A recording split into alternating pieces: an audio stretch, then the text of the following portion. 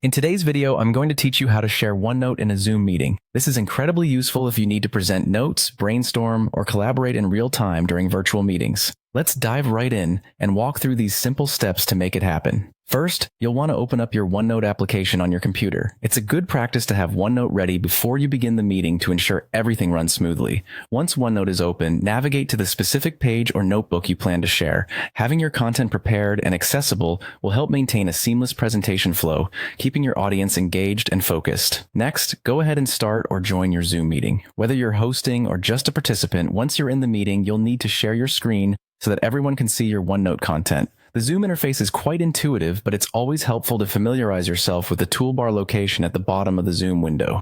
Look for the Share Screen button on the Zoom toolbar. It's typically centered at the bottom of your screen. Clicking this button will open a new window displaying your available screen and application options. Here, you want to select your OneNote app window from the options presented. It should be listed among your open applications, making it easy to find.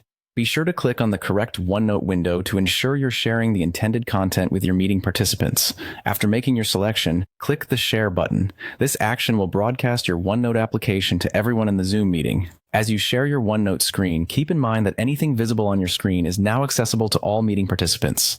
It can be beneficial to arrange your OneNote view before sharing, avoiding unnecessary distractions such as personal notes or unrelated tabs. While sharing, you have the opportunity to guide your audience through your notes, highlight important information, and even make real-time updates if necessary. Engaging with your content actively can greatly enhance the effectiveness of your presentation. To stop sharing at any point, simply return to the Zoom toolbar and click on the Stop Share button. This action will revert your screen back to the default Zoom meeting view, allowing you to continue the meeting without screen sharing. And there you have it, a straightforward step-by-step guide to sharing OneNote in a Zoom meeting. With these steps, you're well equipped to lead productive and interactive virtual sessions, ensuring clear communication and collaboration. Thanks for watching, and I hope this tutorial enhances your future Zoom meetings.